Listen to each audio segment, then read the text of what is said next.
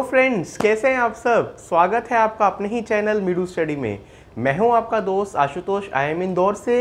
And ये है हमारा HRM यानी कि ह्यूमन रिसोर्स मैनेजमेंट का मॉड्यूल, जिसमें हम HR के कॉन्सेप्ट्स को समझ रहे हैं, जान रहे हैं। फ्रेंड्स, ऑलरेडी हम 5 वीडियो डाल चुके हैं। मैं एक बार रिवाइज कर देता हूं। हमारी फर्स्ट वीडियो थी first topic introduction to human resource management, जिसमें हमने जाना था कि HRM होता क्या है। उसके बाद हमारी अगली 3 वीडियोस थी ह्यूमन रिसोर्स प्लानिंग या मैन पावर प्लानिंग के ऊपर। उनको आप देख सकते हैं वीडियो नंबर 2, 3 और 4 में। और लास्ट वीडियो से हमने स्टार्ट किया था job analysis and job design. 3 videos की ये सीरीज रहेगी। वीडियो नंबर 5 में हमने बताया था जॉब एनालिसिस के बारे में कि जॉब एनालिसिस क्या होती है। आप उसको देख सकते हैं, रिविजिट कर सकते हैं। और आज वाली वीडियो में हम उसी टॉपिक को आगे बढ़ाते हुए नेक्स्ट इंपॉर्टेंट चीज़ को समझेंगे, जो कि है job description and job specification, जिसको कॉर्पोरेट लैंग्वेज में सिंपल टर्म्स में JD और JS भी बोला जाता है। आज हम इसी के बारे में डिटेल में बात करेंगे और अगली वीडियो में पढ़ेंगे जॉब डिज़ाइन। तो इन 3 वीडियोस के साथ हमारा जो 3rd चैप्टर है वो एक तरीके से कंक्लूड होगा। चलिए स्टार्ट करते हैं आज की वीडियो को और जानते हैं JD और JS क्या होता है। इसको भी 2 पार्ट्स में डिवाइड किया है हमने। सबसे पहले हम जॉब डिस्क्रिप्शन के बारे में डिटेल में समझते हैं। जॉब डिस्क्रिप्शन या बीच बीच में मैं उसको JD की तरफ से भी रेफर करूंगा। तो देखिए, JD होता क्या है। Job description is an organized factual statement that is prepared by considering the data gathered in job analysis process। तो जॉब एनालिसिस का जो प्रोसेस था, अब उस प्रोसेस को हम यहाँ पे रिपीट नहीं कर रहे। आपको उसको देखना हो तो आप वीडियो नंबर 5 देख लीजिएगा। जॉब एनालिसिस के प्रोसेस से हमने जो सारा डेटा इकट्ठा किया था, अब उससे एक फैक्चुअल स्टेटमेंट तैयार की जाती है और इसी स्टेटमेंट को JD बोलते हैं। तो इसको हम कैसे डिफाइन कर सकते हैं। बेसिकली क्या है, आप ये हाईलाइटेड वर्ड्स को देखिए। Written record of duties, responsibilities and requirements of a specific job. मतलब कोई भी एक जॉब है, उस जॉब के लिए क्या स्पेसिफिक उस जॉब में ड्यूटी है, क्या रिस्पॉन्सिबिलिटी है एंड क्या रिक्वायरमेंट है, उसका एक रिटन, मतलब ये ओरल स्टेटमेंट नहीं होती, रिटन रिकॉर्ड बनाया जाता है। इस रिटन रिकॉर्ड को जो है हम बोलते हैं JD। JD के बारे में कुछ और चीजें जानते हैं। देखिए, JD क्या होता है। सबसे पहली बात, ये डिस्क्रिप्टिव इन नेचर होता है। क्यों? क्योंकि इसमें डिटेल में बताया जा रहा है और ये सारी इंफॉर्मेशन प्रोवाइड करता है जॉब के बारे में, किस तरीके से उसे करना है, way to perform it and individual responsible to perform it. अब विद इन टीम अलग अलग जो मेंबर होंगे उनका अलग अलग JD होगा, तो उससे पता लगेगा कि टीम में किस पर्सन की क्या रिस्पॉन्सिबिलिटी है। It divides a job into various sub jobs and explain the nature of each sub job. अब आप किसी भी पोजीशन पे कंपनी में ज्वाइन करते हैं, चाहे आप किसी भी डिपार्टमेंट में हो, फंक्शन में हो, आपकी जो जॉब होगी उसमें कुछ की काम होंगे, तो उसको कहते हैं जॉब को सब जॉब में डिवाइड करना। और हर सब जॉब में आपकी क्या रिस्पॉन्सिबिलिटी रहेगी, अकाउंटेबिलिटी रहेगी, वो JD में पता लगता है। तो कंक्लूड अगर हम करें तो इसका क्या मेन एम है JD का, differentiate a particular job from other jobs in organization. Simple terms में मतलब किसी भी पर्टिकुलर जॉब, किसी भी बंदे का JD जो है देखने से ये पता लग जाना चाहिए कि उसका काम कंपनी में बाकी लोगों के काम से कैसे अलग है। वो एक परफेक्ट JD होगा। तो हर एक अलग अलग काम के लिए अलग अलग JD बनाया जाता है। अब हम JD के फॉर्मेट को देख लेते हैं कि किस तरीके से नॉर्मली JD का एक फॉर्मेट सैंपल होता है। तो सबसे ऊपर तो जॉब टाइटल आ जाता है, जो उस पर्सन की जो भी डेजिग्नेशन या टाइटल है, जैसे कि असिस्टेंट मैनेजर मार्केटिंग या general manager administration, finance manager, इस तरीके से आपका टाइटल आ जाएगा। उसके बाद नेक्स्ट में आता है डिपार्टमेंट। तो जैसे मैंने बताया, असिस्टेंट मैनेजर मार्केटिंग है तो यहाँ आ जाएगा मार्केटिंग, एडमिनिस्ट्रेशन है तो आ जाएगा HR एंड एडमिनिस्ट्रेशन। तो आपने डिपार्टमेंट लिख दिया। नेक्स्ट में कैंपस या लोकेशन, अगर वो हेड ऑफिस की जॉब है तो आप लिख सकते हैं कॉर्पोरेट हेड ऑफिस। किसी पर्टिकुलर लोकेशन या प्लांट की है तो उस लोकेशन को आप स्पेसिफाई कर दीजिए। कई बार कॉमन JD होते हैं और कंपनी जो है वो लोकेशन स्पेसिफिक नहीं रखती है, वो देखते बंदे को पहले हायर करके और फिर अलग अलग लोकेशन पे भेज सकती है, तो आप इसको पैन इंडिया लिख दीजिए, लेकिन इसको JD में नॉर्मली मेंशन किया जाता है। फिर लिखते हैं रिस्पॉन्सिबल टू, मतलब ये पर्सन किस पर्टिकुलर उसके लिए रिस्पॉन्सिबल रहेगा, किसको रिपोर्ट करेगा, वो चीज़। पर्पस स्टेटमेंट, पर्पस स्टेटमेंट का मतलब बेसिकली काम ये होता है कि देखिए, वैसे तो किसी एक जॉब को एक लाइन में डिफाइन करना मुश्किल होता है, बट फिर भी अगर हमसे पूछा जाए कि ये जो तुम नया बंदा हायर करने जा रहे हो, इस पोजीशन का मेन काम क्या है, तो उसको काम को एक लाइन में या मैक्सिमम 2 लाइन में डिफाइन करना, वो जो स्टेटमेंट होती है उसको बोलते हैं पर्पस स्टेटमेंट। यहाँ तक थोड़ा लिमिटेड वर्ड्स में था। इसके बाद स्टार्ट होता है मेन चीज की अकाउंटेबिलिटीज का। की अकाउंटेबिलिटीज मतलब जैसे मैंने बताया था आपको कि जेडी में बंदे की मेन ड्यूटीज रिस्पॉन्सिबिलिटीज बताई जाती हैं। तो की अकाउंटेबिलिटी वाले सेक्शन में अकाउंटेबिलिटी का नाम लिखते हैं और उस अकाउंटेबिलिटी में क्या उसकी ड्यूटीज एंड रिस्पॉन्सिबिलिटीज रहेंगी वो। और हर जॉब की नॉर्मली जो है अलग अलग जेडीज को आप देखें तो इन बिटवीन 3 to 8 अकाउंटेबिलिटीज रहती ही रहती हैं। मतलब कोई भी बंदा एक पर्टिकुलर डिपार्टमेंट में, किसी भी डिपार्टमेंट में हो, फंक्शन में हो, उसके कामों में कम से कम 3 और अप टू 8 अकाउंटेबिलिटीज रहती हैं। कई बार ये नंबर उससे ज़्यादा भी हो सकता है, बट आप 3 से 8 मान के चलिए। अब जैसे हमने बात की थी, अगर मान लीजिए कोई एडमिन का पर्सन है तो उसकी हो सकता है पहली अकाउंटेबिलिटी हो कि आपको जो है वो वेंडर मैनेजमेंट करना है, फिर उसमें ड्यूटीज एंड रिस्पॉन्सिबिलिटीज में आप उसको डिफाइन करेंगे। सेकंड रिस्पॉन्सिबिलिटी है उसकी फैसिलिटी मैनेजमेंट, तो फिर आप उसकी उस पर्टिकुलर हेड में डिफाइन करेंगे। थर्ड हो सकता है उसका कि गवर्नमेंट और नॉन गवर्नमेंट बॉडी से लाइजनिंग करना, आप उसको डिफाइन करेंगे। ऐसे ही मार्केटिंग हो सकता है, तो मार्केटिंग में मान लीजिए पहला है कि आप इन्फ्लुएंसर से कैसे रिलेशन मेंटेन कर रहे हैं, तो इन्फ्लुएंसर प्रोग्राम के बारे में बताएंगे। दूसरा हो सकता है कि आप कंपनी की ब्रांड अवेयरनेस के लिए क्या कर रहे हैं, तो उसमें आप उसकी रिस्पॉन्सिबिलिटीज बताएंगे। प्रमोशन के लिए क्या कर रहे हैं तो वो आप बताएंगे। तो हर अलग अलग डिपार्टमेंट की डिपेंडिंग अपॉन जॉब जो भी अकाउंटेबिलिटी रहेंगी वो यहाँ पे डिफाइन कर दी जाती हैं। अब 3 और 8 के बीच में नॉर्मली ये रहती हैं।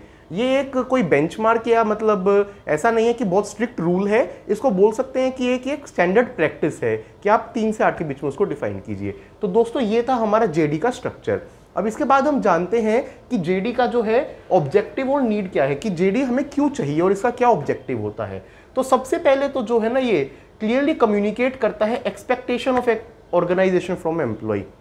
मतलब कंपनी की उस बंदे से, पर्सन से जो एक्सपेक्टेशंस हैं उनको क्लियर कर दिया जाता है। और इसलिए ये कहा जाता है, बहुत सी कंपनीज जो हैं इस पर ज़्यादा ध्यान नहीं देती, बट अगर आप जेडी को अच्छे से डिफाइन कर देना तो आपके एग्जिस्टिंग एम्प्लॉयज़ भी और नए हायरिंग्स भी, हर कोई क्लियर रहेगा अपने रोल के बारे में। कई बार जो है डे इन डे आउट बंदा काम करता रहता है और उससे पूछो क्या काम है तो कहेगा पता नहीं कैसी कंपनी है, यहाँ पे तो जेडी क्लियर नहीं है, जो बॉस बोलता है वो काम करने को मिल जाता है, आज ये काम कर रहा हूँ कल वो काम कर रहा हूँ। तो जेडी बहुत स्पेसिफिक होना चाहिए और उसमें पर्सन को पता लेना चाहिए कि उसको इससे क्या एक्सपेक्टेशन है। अब आपने एक्सपेक्टेशंस बता दी। सेकंड इसका ऑब्जेक्टिव ये होता है कि वो इंश्योर करता है कि जो ड्यूटी एंड रिस्पॉन्सिबिलिटी है वो ऑर्गेनाइजेशन के विजन से अलाइन हो। ऑर्गेनाइजेशन का कुछ एक विजन रहेगा, हमें इतने टाइम्स ग्रो करना है, हमें कंज्यूमर में माइंड्स में मान लीजिए अपना अवेयरनेस बढ़ाना है, हमें मार्केट शेयर बढ़ाना है। ऐसे ही हर डिपार्टमेंट का अपना वो रहता है। तो ऑर्गेनाइजेशन और डिपार्टमेंट के गोल से, ऑब्जेक्टिव से अलाइन करता है आपका JD. Third, it provides a basis for deciding job structure and measuring job performance. आपका जॉब स्ट्रक्चर कैसा रहेगा और जॉब परफॉर्मेंस। अब कल को जब अप्रेजल का टाइम आता है ना, तो फिर वही दिक्कत होती है, बंदा कहता है मैंने पूरे साल सर काम किया, इतने इतने घंटे काम किया, आप कह रहे हो कुछ वो है ही नहीं। तो अगर प्रॉपर जेडी डिफाइन होगा तो रिस्पॉन्सिबिलिटी भी डिफाइन होंगी, उसके KRAs डिफाइन होंगे और उसके अगेंस्ट आप उसको एसेस कर सकते हैं। तो ये थर्ड इसका ऑब्जेक्टिव था। Fourth, it Lay's the foundation for fair पे एंड ग्रेडिंग सिस्टम। तो जो मैं अप्रेजल की बात कर रहा था उसमें बंदे को किसी की एम्प्लॉय की क्या रेटिंग करनी है, उसको क्या इंक्रीमेंट देनी है, क्या ग्रेडिंग करना है, सब जो है प्रॉपर जेडी से हो जाता है। It serves as an important reference tool in case of employee employer disputes और डिसिप्लिन इशू। अब मान लीजिए भगवान ना करे कोई इस तरीके का इशू हो गया पर्सन और उसके बॉस के बीच में या कंपनी के बीच में, तो ये कहीं ना कहीं बेसिस हो सकता है उस चीज़ को चेक करने का कि कौन गलत है। अगर बंदा अपनी जेडी के हिसाब से काम कर रहा है तो आप नहीं कह सकते कि वो जो है कंपनी का प्रॉपर काम नहीं कर रहा। तो जेडी उस चीज़ में भी बड़ी हेल्प करता है। It can be use to determine training and development needs when expectations और रिक्वायरमेंट आर नॉट मेट। अब आपको कई बार लग रहा है कि परफॉर्मेंस ठीक नहीं है पर्सन की, तो उसके जेडी में से आप ये देख सकते हैं कि किन किन पैरामीटर्स पे वो ठीक है और कहाँ उसको ट्रेनिंग या हेल्प की रिक्वायरमेंट है। तो देखा आपने जेडी जो है कितने सारे नीड्स एंड ऑब्जेक्टिव्स को फुलफिल करता है और इसलिए ये बड़ा ही क्रिटिकल होता है। अब जेडी को कैसे लिखा जाता है उसके प्रोसेस को समझते हैं। तो सिंपल 5 स्टेप प्रोसेस है। फर्स्ट स्टेप में तो involves noting down all the aspects of job. मतलब उस जॉब से जो भी आपको लग रहा है ना कि इस जॉब के ये पार्ट रहेंगे, इसमें ये काम करना रहेगा, सबको आप लिस्ट कर लीजिए। Next step is to decide the task to be included in job. Next step में आप ये देखिए कि उस जॉब में क्या क्या टास्क को आपको इंक्लूड करना है, उसकी लिस्ट बना लीजिए। थर्ड में की responsibilities are identified from raw data. जो आपने डेटा इकट्ठा किया है पहले 2 स्टेप्स में, उससे आप की रिस्पॉन्सिबिलिटीज को डिफाइन कीजिए। आपके बाद नेक्स्ट स्टेप में जब रोल्स एंड रिस्पॉन्सिबिलिटीज फाइनलाइज हो गई, they are ranked in order based on priority. तो देखिए, हर काम में मान लीजिए बंदे को 7 या 8 काम करने हैं, बट कुछ एक प्रायोरिटी ऑर्डर रहेगा। एक कहते हैं कि इसका मेन काम ये है, सेकंड लेवल पे ये है, थर्ड पे ये है, तो उसको प्रायोरिटी वाइज आप लिख लीजिए। और लास्ट में जब आपने उस जेडी को लिख लिया है तो उसको एक्सपर्ट से चेक करा लीजिए, और कोई सजेशंस हो तो उनको इनकॉर्पोरेट कर लीजिए। इसके साथ हमने जेडी को लिख लिया और जेडी को बना लिया। तो दोस्तों, ये था हमारा आज की वीडियो का पहला पार्ट, जिसमें हमने जॉब डिस्क्रिप्शन, जेडी को समझा, उसके नीड्स एंड ऑब्जेक्टिव्स को समझा, सैंपल को देखा, और हमने ये भी देखा कि उसको कैसे लिखा जाता है। अब हम चलते हैं अपने नेक्स्ट पार्ट में, जो कि है जेएस यानी कि जॉब स्पेसिफिकेशन। तो जॉब स्पेसिफिकेशन, जिसको एम्प्लॉय स्पेसिफिकेशन भी बोला जाता है, वो क्या है? Statement that summarises the acceptable attributes of employees.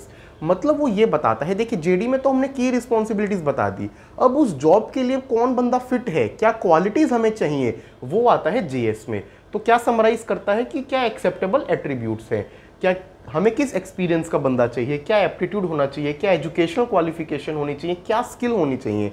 पहले वाले में हमने डिफाइन किया कि काम क्या है, जेडी। अब हम डिफाइन करें कि उस काम को करने के लिए हमें किस स्किल वाला बंदा चाहिए, उसको बोलते हैं JS. It is an extension to JD. जैसे मैं बता रहा हूं, जेडी बनाने के बाद उसको एक्सटेंड करके जेएस बनाया जाता है। It helps in determining what type of people are required to fill a particular job position. मतलब हम उस जॉब पोजीशन को फिल करने के लिए किस तरीके के हमें लोग चाहिए। अब हम जेएस के स्पेसिफिकेशन के, जॉब स्पेसिफिकेशन के फॉर्मेट को देख लेते हैं। तो सबसे ऊपर तो वही आएगा, job title, assistant manager, admin, manager, marketing, सब कुछ। पर्पस ऑफ द जॉब, जो हमने बताया था उस जॉब का क्या काम है, उसकी ड्यूटीज एंड रिस्पॉन्सिबिलिटीज, यहाँ तक लिख लिया। फिर इसके बाद स्टार्ट होता है कि हमें कैसा कैंडिडेट चाहिए, किसको वो रिपोर्ट करेगा, क्या वर्किंग आवर्स रहेंगे, क्या सैलरी हम लोग देंगे, क्या बेनिफिट्स पर्क्स देंगे, अगर कुछ प्रोबेशन पीरियड है तो वो दीजिए, स्टार्ट डेट क्या रहेगी, क्लोजिंग डेट क्या रहेगी, और पर्सन स्पेसिफिकेशन, मतलब आपको उसे क्या एट्रीब्यूट चाहिए, क्या लेवल ऑफ नॉलेज चाहिए, क्या वर्क स्किल्स चाहिए, क्या जनरल स्किल्स चाहिए। और इसमें भी जो है अलग अलग चीज़ें होती हैं कि कुछ स्किल्स होती हैं जो असेंशियल है, हमें चाहिए ही चाहिए, और कुछ डिज़ायरेबल। जैसे मैं आपको इसका एग्जांपल देता हूँ, जो हम बात कर रहे हैं मैनेजर मार्केटिंग की, उसमें हो सकता है असेंशियल स्किल हो कि उसने MBA किया हो प्रीमियम बी स्कूल से, और डिज़ायरेबल हो कि वर्क एक्स हो 3 to 5 ईयर्स का। अगर आपको दोनों को असेंशियल करना है तो आप दोनों को असेंशियल में लिख दीजिए। तो इसको डिफाइन करने से बेसिकली हम ये बता रहे हैं कि जो हमारी जॉब थी उसके लिए हमें किस तरीके का पर्सन चाहिए। अब जैसे कि हमने जेडी में समझा था, जीएस में भी फॉर्मेट के बाद हम समझते हैं उसके नीड एंड ऑब्जेक्टिव को। तो सबसे पहला तो आइडेंटिफाइंग प्रोस्पेक्टिव कैंडिडेट्स, कैसा कैंडिडेट हमें चाहिए। इसमें आप मेंशन कर रहे हैं ना, क्या स्किल होनी चाहिए, क्या एजुकेशन क्वालिफिकेशन होनी चाहिए, क्या होना चाहिए।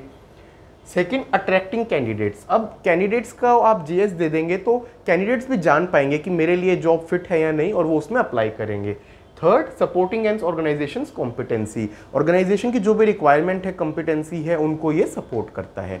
ये था जेडी और हमारे जेएस का ऑब्जेक्टिव्स। अब जेएस के फीचर्स क्या होने चाहिए, तो बेसिकली जेएस में 4 फीचर्स आने चाहिए। सबसे पहला, फिजिकल स्पेसिफिकेशंस। मतलब ये चारों आए वही जरूरी नहीं है, किसी में 2 भी हो सकते हैं, 3 भी हो सकते हैं, अलग अलग टाइप्स हैं। तो देखिए, कुछ जॉब्स में फिजिकल पैरामीटर्स चाहिए होते हैं। मान लीजिए आप रिक्रूट कर रहे हैं गार्ड या सिक्योरिटी पोजीशन के लिए, तो उसमें कुछ फिजिकल पैरामीटर्स रहेंगे, पर्सन की इतनी हाइट होनी चाहिए, ऐसा फिजिकल बिल्ड होना चाहिए। नॉर्मली फिजिकल स्पेसिफिकेशंस आपके जो भी मिलिट्री, आर्मी, इन सब में होता है, इनमें डेफिनेटली होते हैं। या और आपको कोई ऐसा फिजिकल उसका एट्रीब्यूट हो जो चाहिए हो, कोई ऐसी स्किल है, मान लीजिए फ्लाइंग या पायलट का है, तो एक सर्टेन लेवल ऑफ विजन का लेवल होना चाहिए। Second, emotional and social specification, उसका इमोशनल लेवल पे क्या क्या चीज़ें उसकी होनी चाहिए। मेंटल स्पेसिफिकेशंस, IQ लेवल या मेंटल लेवल पे आपको क्या उसकी स्किल्स चाहिए। और लास्ट, बिहेवियल स्पेसिफिकेशंस, मतलब एज बिहेवियर या एज एटीट्यूड हमें क्या क्या देखना है। तो सारी स्पेसिफिकेशंस जो हैं जॉब स्पेसिफिकेशन का पार्ट है।